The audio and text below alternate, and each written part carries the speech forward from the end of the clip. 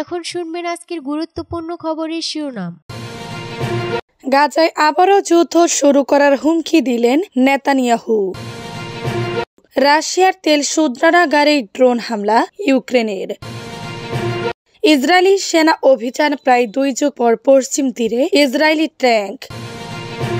খনি চীনে চুক্তির দ্বার প্রান্তে ইউক্রেন যুক্তরাষ্ট্র। চলতি সপ্তাহে ফের বৈঠকে বসছে ওয়াশিংটন মস্কো, জানিয়েছেন ল্যাভরভ। গাজায় অসহনীয় মৃত্যু ধ্বংস জঙ্গের পর পশ্চিম তীরেও মানবাধিকার লঙ্ঘন, আকাশচুম্বী জাতিসংঘ মহাসচিবের উদ্বেগ। গাজায় আবারও যুদ্ধ শুরু করার হুমকি দিলেন নেতানিয়াহু। ফিলিস্তিনি স্বাধীনতাকামী সংগঠন হামাসের বিরুদ্ধে লড়াই পুনরায় শুরু করার হুমকি দিলেন ইসরায়েলের প্রধানমন্ত্রী বেনিয়ামিন নেতানিয়াহু।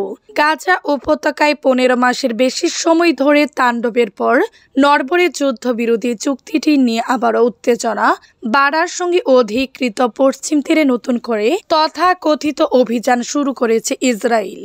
নেতানিয়াহু বলেন, আমরা যে কোনো মুহূর্তে তীব্র লড়াই শুরু করতে প্রস্তুত। তিনি বলেন, আমরা হামাসের বেশিরভাগ সংগঠিত বাহিনীকে নির্মূল করেছি, তবে এতে কোনো সন্দেহ নেই যে আলোচনার মাধ্যমে বা অন্য কোনো উপায়ে আমরা যুদ্ধের উদ্দেশ্য পূরণ করব। গত শনিবার হামাস 6 জনকে ছেড়ে দেওয়ার পর ইসরায়েল গাজায় অপমানজনক মুক্তি অনুষ্ঠান আয়োজনের অভিযোগ তুলে এরপর ইহুদিবাদী নেতানিয়াহু সরকার শতাধিক ফিলিস্তিনকে মুক্তির পরিকল্পনা স্থগিত করে দেয়। এদিকে হামাসের জ্যেষ্ঠ কর্মকর্তা বাসেম নাইমও হুঁশিয়ারি দিয়ে বলেন, ফিলিস্তিনের মুক্তি পিছিয়ে দিলে পুরো চুক্তি মারাত্মক বিপদের মুখে পড়বে। রাশিয়ার তেল শোধনাগারে ড্রোন হামলা ইউক্রেনের। রাশিয়ার একটি তেল শোধনাগারে ড্রোন হামলা চালিয়েছে ইউক্রেন। স্থানীয় সংবাদ মাধ্যমের প্রতিবেদনে এই তথ্য নিশ্চিত করা হয়েছে। এছাড়া সোমবার স্থানীয় কর্মকর্তারাও এই হামলার বিষয়টি নিশ্চিত করেছেন। প্রতিবেদনে বলা হয়েছে, দূরপাল্লার ড্রোন দিয়ে রাশিয়ার বেশ কিছু জ্বালানি স্থাপনায় আঘাত এনেছে কিয়েভ। মূলত মস্কোর ক্ষেপণাস্ত্র হামলার প্রতিশোধ হিসেবে এসব হামলা চালানো হয়েছে। কয়েকদিন আগে এক রাতে ইউক্রেনে 250 শতাধিক ড্রোন দিয়ে হামলা চালিয়ে বিদ্যুৎ সরবরাহ বিকল করে দেয় মস্কো। 2022 সালের ফেব্রুয়ারিতে ইউক্রেনে আকস্মিক হামলা চালায় মস্কো। তারপর থেকে একদিনে এটাই সর্বোচ্চ ড্রোন হামলার ঘটনা।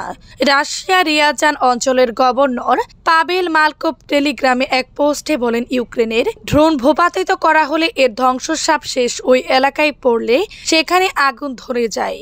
রাশিয়ার প্রতিরক্ষা মন্ত্রণালয় জানিয়েছে, তারা মস্কোর দক্ষিণ পূর্ব অঞ্চলীয় রিয়াজান অঞ্চলে 2টি সহ এক রাতে 22টি ইউক্রেনীয় ড্রোন গুলি করে ভূপাতিত করেছে। প্রায় 2 যুগ পর পশ্চিম তীরে ইসরায়েলি ট্যাঙ্ক। 2002 সালের পর প্রথমবারের মতো ফিলিস্তিনের অধিকৃত পশ্চিম তীরে ট্যাঙ্ক মোতায়েন করেছে ইসরায়েল। পশ্চিম তীরের কিছু অংশে আগামী কয়েক বছর সেনা মোতায়েন থাকবে ইসরায়েলের প্রতিরক্ষা মন্ত্রী ইসরায়েল কাঞ্চের এমন ঘোষণার কিছুক্ষণ পর স্থানীয় সময় রোববার থেকে পশ্চিম তীরে ইসরায়েলি ট্যাঙ্কের বহর ঢুকতে শুরু করে। প্রত্যক্ষদর্শী ও সাংবাদিকরা জানিয়েছেন, রোববার একযোগে জেনিন শহরে বেশ কিছু ট্যাঙ্ক ঢুকতে দেখেন তারা। পশ্চিম তীরে দখলদার ইসরায়েলি বাহিনীর বিরুদ্ধে ফিলিস্তিনদের প্রতিরোধ আন্দোলনের অন্যতম কেন্দ্র মনে করা হয় জেনিনকে। গত 21 জানুয়ারি পশ্চিম তীরের উত্তর অঞ্চলে বড় পরিসরে সেনা অভিযান শুরু করে ইসরায়েলি বাহিনী। প্রাণঘাতী এই অভিযানে পশ্চিম তীরে নগর অঞ্চলে ধ্বংসযজ্ঞ চালাচ্ছে ইসরায়েলি সেনারা। কয়েক সপ্তাহের এই অভিযানের মুখে অনেক ফিলিস্তিনি বাড়ি ঘর ছেড়ে অন্যথা আশ্রয় নিয়েছেন। এসব ফিলিস্তিনকে তাদের বাড়ি ঘরে ফিরতে বাধা দেওয়া হচ্ছে। চলমান সেনা অভিযানের মধ্যে ইসরায়েলের প্রতিরক্ষা মন্ত্রী ইসরায়েল কাঞ্চ রোববার পশ্চিম তীরের বেশ কিছু অংশে তৎপরতা বাড়াতে সামরিক বাহিনীকে নির্দেশ দেন। সন্ত্রাসীদের নির্মূল করতে এসব এলাকায় আগামী কয়েক বছর অবস্থান করার জন্য সামরিক বাহিনীকে নির্দেশ দিয়েছেন বলে জানান তিনি। গত শতকের 90-এর দশকের একটি অন্তর্বর্তী শান্তি সমঝোতার শর্ত অনুযায়ী পশ্চিম তীরের বড় অংশ নিয়ন্ত্রণ করে ইসরায়েল। অন্য অংশে সীমিত নিয়ন্ত্রণ রয়েছে ফিলিস্তিনি কর্তৃপক্ষের হাতে। খনিজ নিয়ে চুক্তির দ্বার প্রান্তে ইউক্রেন যুক্তরাষ্ট্র। খনিজ চুক্তি নিয়ে ইউক্রেন ও যুক্তরাষ্ট্র আলোচনার চূড়ান্ত পর্যায়ে রয়েছে। ইউক্রেনের উপপ্রধানমন্ত্রী ওলাফা স্টিফানিশিয়ান গতকাল সামাজিক যোগাযোগ মাধ্যমে দিয়ে এক পোস্টে কথা বলেন। এর আগে এ মাসের শুরুতে মার্কিন সামরিক সহায়তার বিনিময়ে ইউক্রেনের প্রেসিডেন্ট ভলোদিমির জেলেনস্কি ইউক্রেনের খনিজে যুক্তরাষ্ট্রের অগ্রাধিকার চুক্তি প্রত্যাখ্যান করেছিলেন।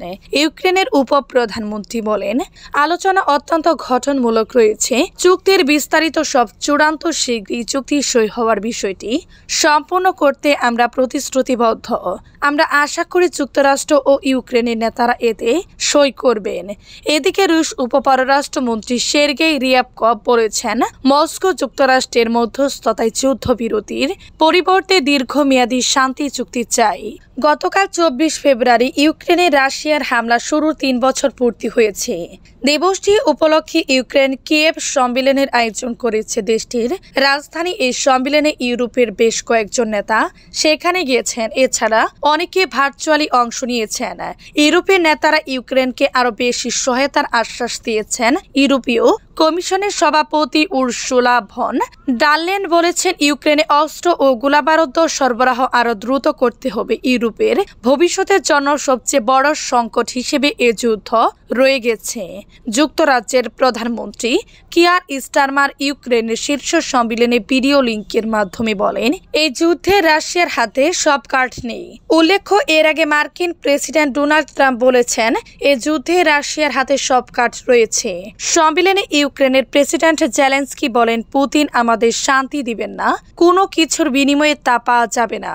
আমাদের শক্তি, প্রজ্ঞা, ঐক্য ও সহযোগিতার মাধ্যমেই শান্তি অর্জন করতে হবে। চলতি সপ্তাহে ফের বৈঠক বসছে ওয়াশিংটন মস্কো, জানিয়েছেন লেব্রভ। মস্কো ও ওয়াশিংটনের মধ্যে চলতি সপ্তাহের শেষের দিকে নতুন বৈঠক অনুষ্ঠিত হবেন বলে জানিয়েছেন রাশিয়ার পররাষ্ট্রমন্ত্রী সের্গেই ল্যাব্রভ। সোমবার 24 ফেব্রুয়ারি আঙ্কারায় তুর্কি পররাষ্ট্রমন্ত্রী হাকান ফিদানের সঙ্গে এক যৌথ সংবাদ সম্মেলনে ল্যাব্রভ বলেন, কূটনৈতিক মিশর পরিচালনায় বাধাগুলো দূর করতে চলতি সপ্তাহে রাশিয়া যুক্তরাষ্ট্র পূর্ণাঙ্গ আলোচনা শুরু হবে।